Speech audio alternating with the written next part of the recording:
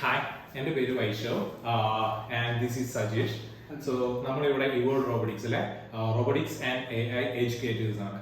ഇപ്പോൾ നമ്മളിവിടെ already teachers programming ഇൻട്രൊഡക്ഷനെ പറ്റി പറഞ്ഞിട്ടുണ്ട്. എന്താണ് ടീച്ചേഴ്സ് പ്രോഗ്രാമിംഗ് എന്നുള്ളതിനെ പറ്റി പറഞ്ഞിട്ടുണ്ട്. അപ്പോൾ അതിൽ കുറച്ച് പേർക്ക് ഉണ്ടാകുന്ന ക്വസ്റ്റ്യൻസ് എല്ലാം കൂടി നമ്മളിവിടെ ഡിസ്കസ് ചെയ്യാൻ വേണ്ടിയിട്ടാണ് നമ്മൾ ഈ ഒരു വീഡിയോ ചെയ്യുന്നത്. ഓക്കെ, അപ്പോൾ അതിൽ നമുക്ക് ഏറ്റവും കൂടുതൽ വന്നിരിക്കുന്ന ക്വസ്റ്റ്യൻ ആണ്, എന്താണ് ഈ program? What is teachers education program? Vaishav sir, thank U.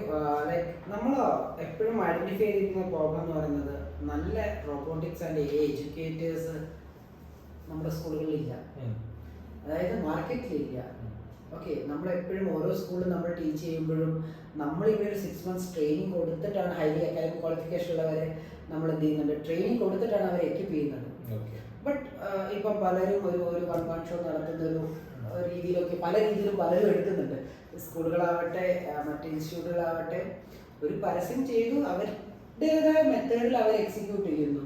അത് പ്രോപ്പർ ചാനൽ അല്ല എന്ന് റിയലൈസ് ചെയ്തുകൊണ്ട് നമുക്ക് കുറെ നല്ല റിസോഴ്സ് പീപ്പിളിനെ ഡെവലപ്പ് ചെയ്യണം എന്നുള്ളൊരു തോട്ടിലാണ്, അത് കൂടുതൽ നല്ല എഡ്യൂക്കേറ്റേഴ്സ് ഡെവലപ്പ് ചെയ്യണം എന്നുള്ള തോട്ടിലാണ് നമ്മൾ തുടങ്ങി. ഓക്കെ, അപ്പോൾ നമ്മൾ ഈ ഒരു പ്രോഗ്രാം എങ്ങനെയാണ് നമ്മൾ ഇത് ഇംപ്ലിമെന്റ് ചെയ്യാൻ ഉദ്ദേശിക്കുന്നത്? ഈവൻ സ്കൂൾസിലാണെങ്കിൽ പോലും നമ്മൾ എങ്ങനെയാണ് ഈ ഒരു പ്രോഗ്രാം സാർ ഇംപ്ലിമെന്റ് ചെയ്യാൻ ഉദ്ദേശിക്കുന്നത്? ഇതിൽ മെയിൻലി വേണ്ടത് ഒരു നല്ല പാഷനേറ്റ് എഡ്യൂക്കേറ്റേഴ്സ് തന്നെയാണ്. Already teaching passionate ആയവരായിരിക്കണം.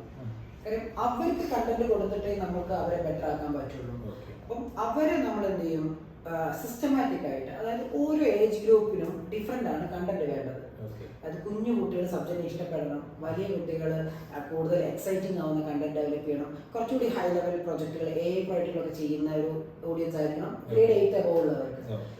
ആ ഒരു സിസ്റ്റമാറ്റിക്, കാര്യം നമ്മൾ സോഫാർ ഒരു 7 years നമ്മൾ ഈ റോബോട്ടിക്സ് എഡ്യൂക്കേഷൻ ചെയ്യുന്നത് കൊണ്ട് തന്നെ ആ ഒരു മെത്തേഡിലാണ് നമ്മുടെ കരിക്കുലം ക്രിയേറ്റ് ചെയ്തിരിക്കുന്നത്.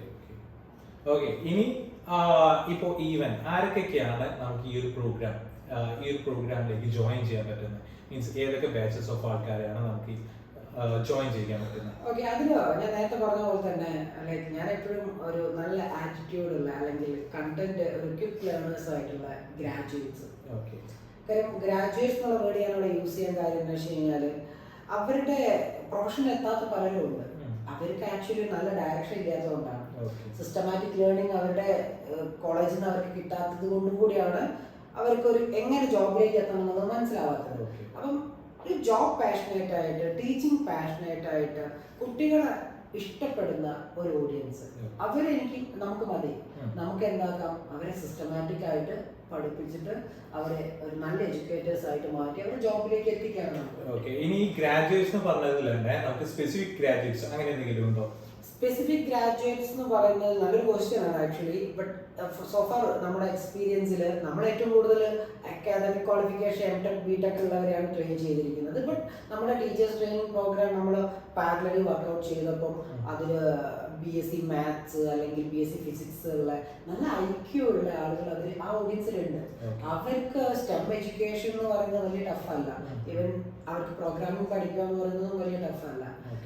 അതൊരു പ്രാക്ടിക്കൽ ലേണിംഗ് തന്നെ വേണം അവർക്ക്.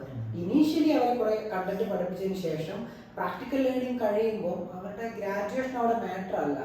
ഒരു നല്ല IQ ഉള്ള ആള്, ടീച്ചിങ് പാഷനേറ്റ് ആയ ആള്, എനിക്ക് നന്നായിട്ട് പെട്ടെന്ന് പഠിക്കണം എന്നുള്ള തോട്ടുള്ള ആള്, അവരൊക്കെ നമുക്ക് ഈസിലി ഡെവലപ്പ് ചെയ്യാൻ പറ്റും.